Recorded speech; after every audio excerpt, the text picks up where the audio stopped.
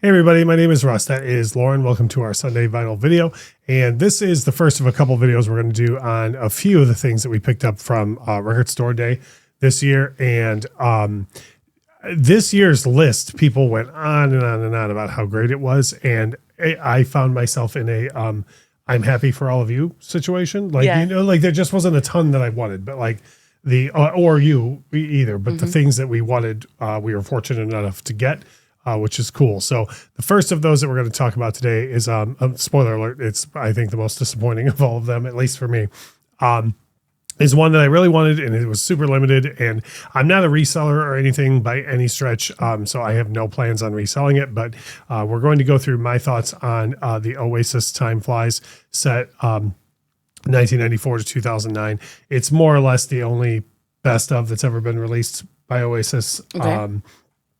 I mean, not to get too far in the weeds, but like there's, you know, many people consider the Master Plan, which is a collection of B-sides, to be like a really good collection or whatever. But of all their officially released singles in the UK, that's what appears on this here. So one thing I like about it overall, before we get into the Record Store Day version, is like you and I were talking about, there are a lot of singles released over in the UK that should have been released here. Yeah. Or were and didn't do well, which is ridiculous. But it's nice to have that instead of, if it was just singles released in the US, you'd be missing a lot of great Oasis music. There's not a lot of good about this, in my opinion. And usually with these reviews, we try and at least find something.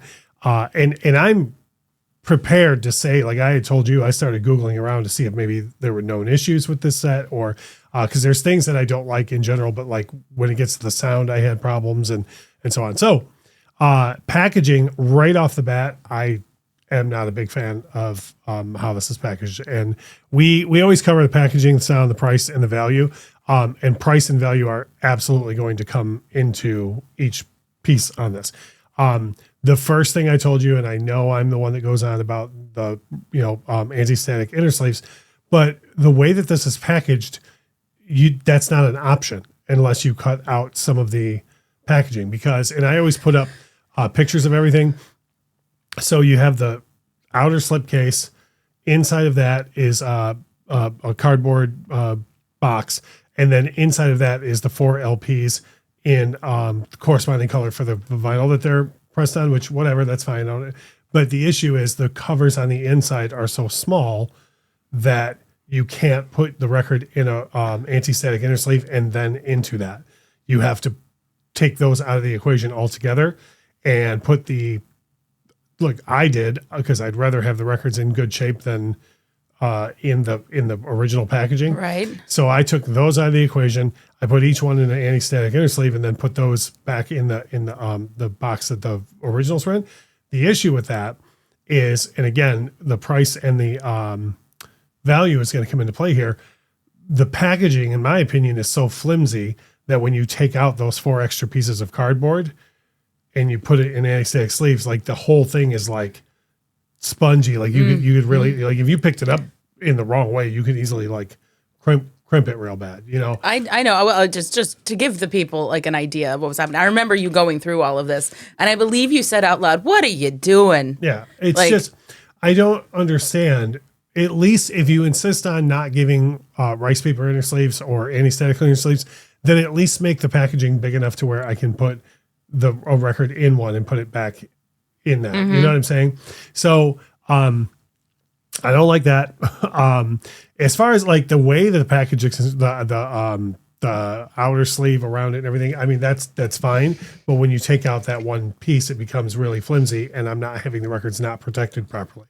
Right. So for me, the packaging just doesn't make much sense. And actually on the inside too, those inner sleeves that are in there, it's neat that they correspond to like the different colors, but there's like so much opportunity for presentation with Oasis. And I mean, there's not even like concert shots and stuff. It's just the names of the songs, and that's it. So, do you think that there was, I don't know, knowing Oasis as I do you think that they just did the best they could with what everybody could agree upon? Well, I mean, they're quote back together. I don't know how together they are, but they're going to tour together. And a lot of times when that happens, like as much as the Black Crowes didn't get along and stuff, like they just had a 6 LP version of the Black Crowes Live with Jimmy Page come out. Like that's 4 LPs longer than it's ever been. It's different packaging and whatnot. So I don't know. I think the record label was like, hey, Oasis got back together. Let's put in the minimum effort, put charge as much as possible. That's fair. That's fair. That's what I think happened here. Sound. So now here's the thing where anybody watching this has probably already said, well, I don't know what he said the sound's bad for. Oasis records sound bad in the first place. Yes, I know. First of all, I would argue that definitely maybe, and What's the Story, Morning Glory, basically everything that's not Be Here Now, I don't think sounds real bad. I mean, they sound like loud guitar Britpop, which is what they are. But Be Here Now specifically, I'm well aware it's brick walled to high heaven. Like it's one of the worst produced records ever, let alone in the 90s.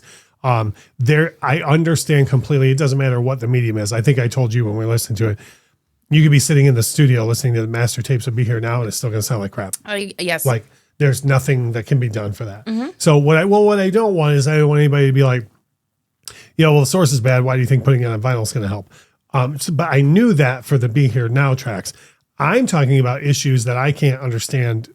To be like I told you, at least 2 of the 4 records, and we're talking. I mean, these came out of the factory. The way they were like super dusty or something. Like I kept picking up just tons of, and I don't understand that. Like I don't know how that happens.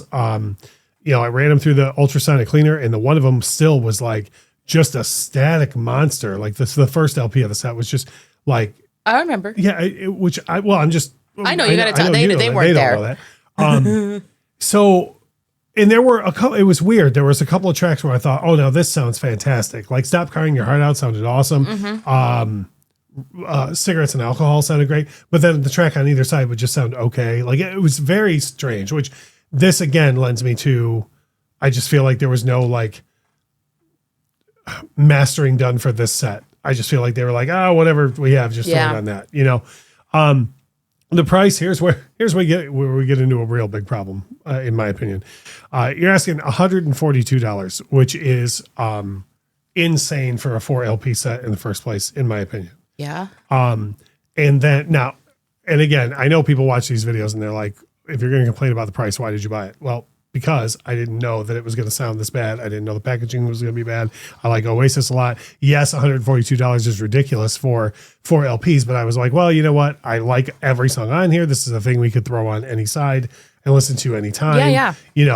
So there were enough pluses where I thought, okay, well, I wasn't thinking of it as take a chance. I was thinking of it as, I know this is overpriced, but we're going to get a lot of use out of it. Yes. Right. So then when you go into value, no value at all, in my opinion, because the thought was, yes, this is overpriced, but we'll just pull it and play a side or whatever from time to time. Yeah. And not with the way that it sounds and the packaging, it's like, I don't want to go through the trouble to get those records out to almost hurt the package just to put it on and be like, oh yeah, this is one of the sides that doesn't sound good. Right. I will be streaming Oasis. Yeah, which is such a bummer. And again, I've no interest in reselling this. We'll keep it, but I'm